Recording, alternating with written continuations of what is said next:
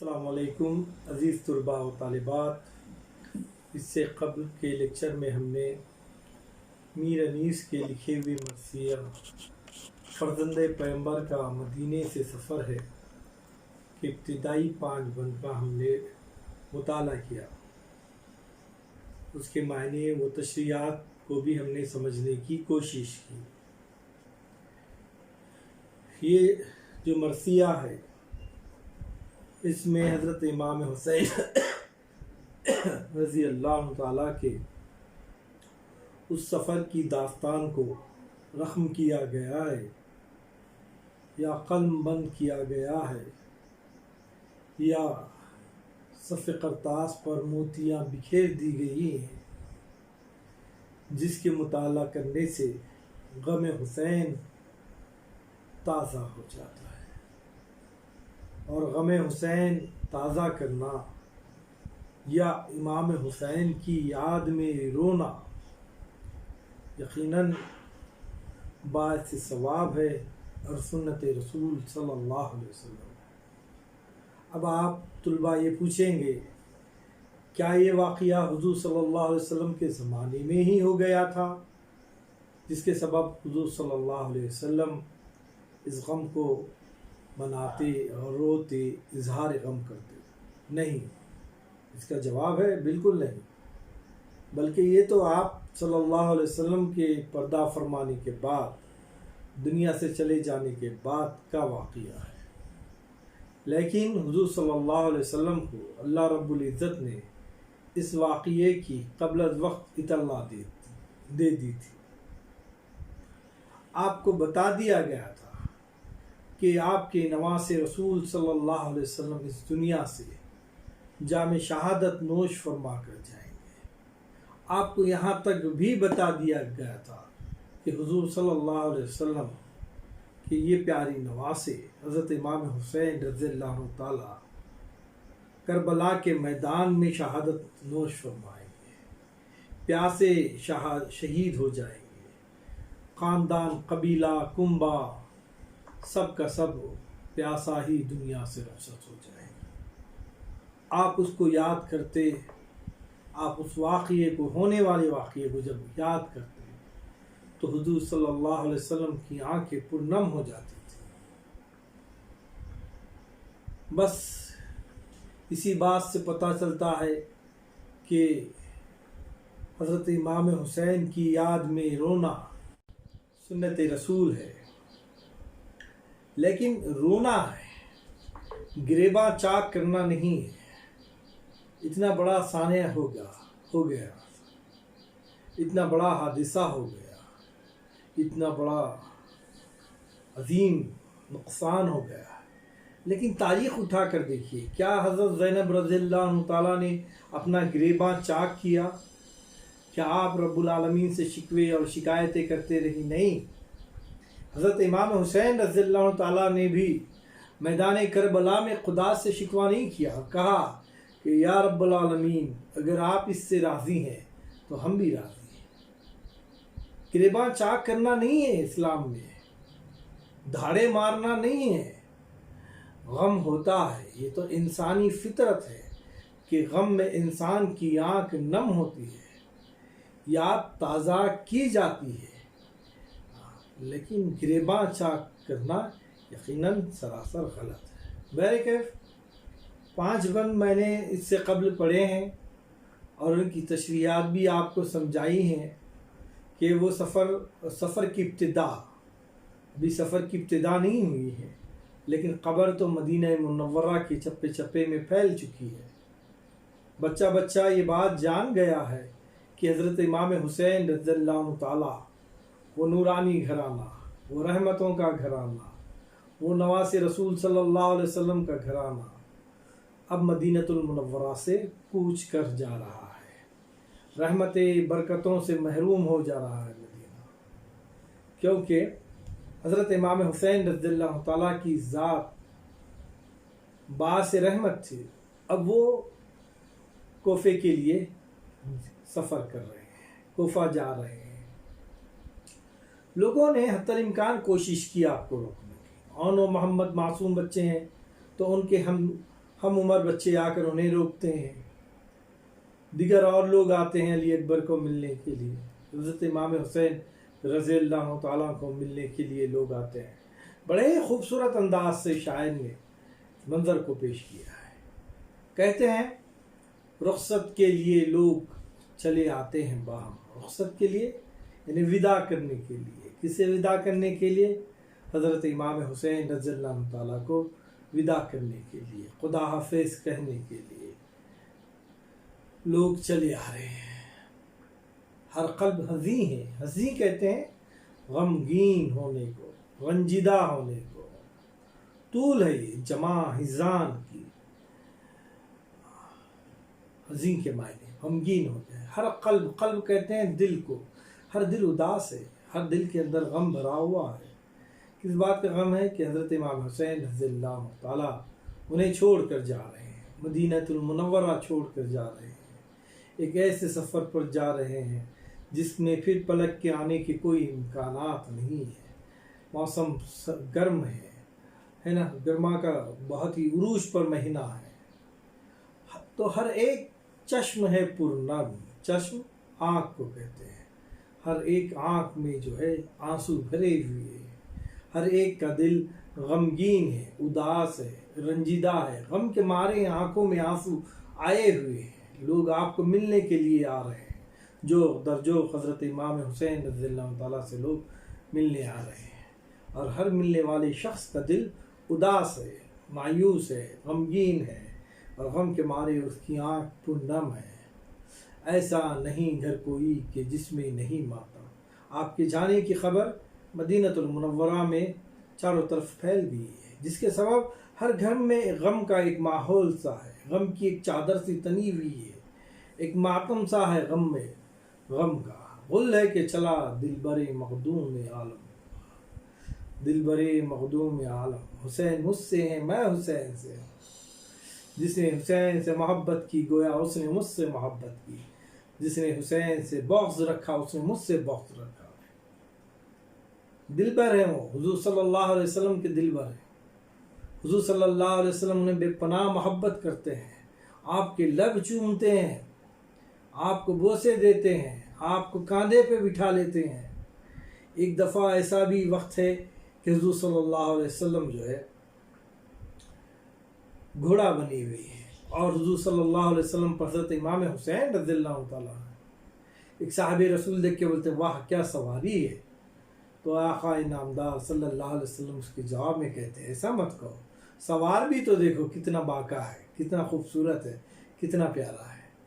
ان واقعات سے ہمیں حضور صلی اللہ علیہ وسلم کی محبت حضرت امام حسین رضی اللہ تعالیٰ سے جو تھی اس کا اندازہ قائم ہوتا ہے۔ تو غل مچا ہے، آوازیں ہو رہی ہیں، کس بات کا غل مچا ہوا ہے؟ شور شرابہ ہے، آوازیں چل رہی ہیں، بات چل رہی کہ دل برے مخدوم سرور کونین صلی اللہ علیہ وسلم کا دل بر اب مدینے سے جا رہا ہے، خدام کھڑے پیٹتے ہیں قبر نبی کے، روزے پہ اداسی ہے رسول عربی کی، سرور کونین صلی اللہ علیہ وسلم کے روزے پر اداسی طاری ہے۔ تمام خدام جو حضور صلی اللہ علیہ وسلم کے مزار مبارک کی صفائی کرتے ہیں، خدمت کرتے ہیں، وہ سب کے چہروں پر ایک مایوسی ہے، غم کی ایک فضا ہے، سب کے سب مایوس ہو کر ٹھہرے ہوئے ہیں، غم سے سر پیٹ رہے ہیں، اور ایک مایوسی کی فضا جو ہے روضہ مبارک صلی اللہ علیہ وسلم پر چھائی ہوئی ہے جب سے کھلا حال سفر بند ہے بازار، جب سے بازار میں اس بات کی خبر چلی ہے کہ حضرت امام حسین رضی اللہ تعالیٰ جو ہے مدینے سے چلے جا رہے ہیں، کوفہ جا رہے ہیں، کربلا جا رہے ہیں، تو بازار بند ہو گئے ہیں، غم کی کیفیت طاری ہو گئی ہے بازار پر، لوگ اپنے کاروبار کو بند کر دیے ہیں، اور لوگ جوق در جوق حضرت امام حسین رضی اللہ تعالیٰ کے گھر پر جا رہے ہیں۔ یہ جنس کہتے ہیں چیز کو، غم ارضاں، یہ جو غم ہے کہ روتے ہیں دکاندار جو ہیں حضرت امام حسین رضی اللہ تعالیٰ کی جدائی میں، بے اختیار ان کے بھی آنکھوں میں آنسو چلے آئے ہیں، وہ بھی رو رہے ہیں، ان کو بھی ان کی جدائی کا احساس ہے، انہیں بھی اس غم نے نڈھال کر دیا ہے۔ دکاندار ہیں، کاروبار ہیں، تاجر ہیں، ایسا کوئی فرد مدینے کا نہیں بچا ہے جس کے دل میں حضرت امام حسین رضی اللہ تعالیٰ کی محبت نہیں ہے۔ جب محبت ہے تو پھر آپ کی جدائی کا احساس بھی ہے۔ حضرت امام حسین رضی اللہ تعالیٰ کی جدائی کو وہ محسوس کر رہے ہیں اور وہ غمگین ہو گئے ہیں۔ خاک کرتی ہے ویرانی یثرب کے ہیں آثار، خاک اڑ رہی ہے اور پورا یثرب جو ہے ویران سا محسوس ہو رہا ہے۔ یثرب جو ہے یہ مدینۃ المنورہ کا قدیم نام ہے۔ سرور کونین صلی اللہ علیہ وسلم مدینۃ المنورہ تشریف لانے سے قبل اس شہر کو یثرب کہتے ہیں، جس کے معنی ہوتے ہیں دکھوں کا شہر، تکلیفوں کا شہر، بیماریوں کا شہر۔ پہلے مدینہ جو ہے بیماریوں کا شہر مانا جاتا تھا، لیکن رحمت عالم صلی اللہ علیہ وسلم کی جب سے آمد ہوئی، یہ آمد جو ہے پھر وہاں کے لوگوں کے لیے رحمت ثابت ہوئی۔ بیماری دفع ہو گئی، پریشانی دفع ہو گئی، مصیبتیں دفع ہو گئی، اور رحمتوں کا ہمیشہ مدینے پر نزول ہونے لگا۔ اور سرور کونین صلی اللہ علیہ وسلم نے یثرب سے اس شہر کا نام مدینہ رکھا ہے۔ شاعر اسی نام کو یاد کر کے اب کہہ رہا ہے کہ اب وہاں پر ویرانی ہے، خاک اڑ رہی ہے، ہر شے پہ ایسا محسوس ہو رہا ہو کا عالم ہے، ہر کوچے میں ہے شور، ہر گلی میں ہے شور، ہر گھر میں ہے ایک تذکرہ، کس بات کا؟ ہر کوچے میں ہے شور کہ ہے شے ابرار، اب یہاں کوئی والی نہ رہا ہمارا۔ ہر کوئی یہ کہہ رہا اب ہمارا کوئی والی نہیں رہا، ہمارا کوئی ہمدرد نہیں رہا، اب ہم جو ہے ہمارا یہاں پر کوئی سرپرست نہیں رہا۔ کیوں نہیں رہا ہے؟ جاتا ہے مدینے سے شہنشاہ ہمارا۔ کون شہنشاہ؟ حضرت امام حسین رضی اللہ تعالیٰ، والی مدینہ، والی مدینے کے والی ہے نا، وہ چلے جا رہے ہیں مدینہ چھوڑ کر، ہمیشہ کے لیے وہ کوچ کر رہے ہیں، سفر کر رہے ہیں۔ کہاں جا رہے ہیں؟ کربلا کے لیے، کوفے کے لیے۔ نانا سے جو وعدہ کیا تھا اس وعدے کو وفا کرنے کے لیے حضرت امام حسین رضی اللہ تعالی جانب کوفہ سفر کا جو ہے ارادہ کیا ہے۔ تدبیر سفر میں ادھر سبت پیمبر حضرت فاطمۃ الزہرا رضی اللہ تعالیٰ کے بیٹے، نواسے رسول، سفر کی تدبیر کر رہے ہیں، ایک منصوبہ بنا رہے ہیں۔ طویل ترین سفر ہے، مدینے سے نکلنا ہے، کون لوگ ساتھ ہوں گے، کیا سواری ساتھ ہوگی، پانی کے کیا انتظامات ہیں، ہتھیار کے کیا انتظامات ہیں، تاکہ جو قافلہ ہے وہ محفوظ رہ سکے۔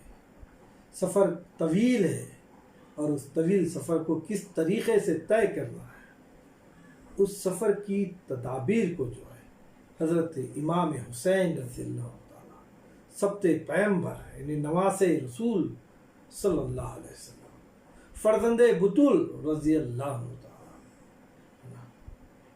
فرزند حیدر کرار رضی اللہ تعالیٰ جو ہے تدبیر کر رہے ہیں۔ گھر میں کبھی آتے ہیں، کبھی جاتے ہیں باہر، بے قرار ہیں۔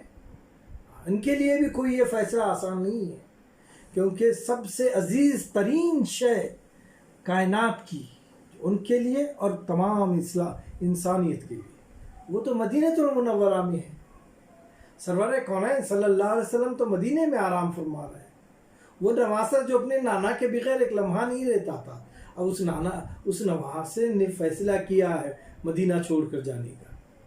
اب بتائیے کیا یہ فیصلہ حضرت امام حسین رضی اللہ تعالیٰ کے لیے بھی آسان ہے؟ نہیں، یقیناً نہیں ہے۔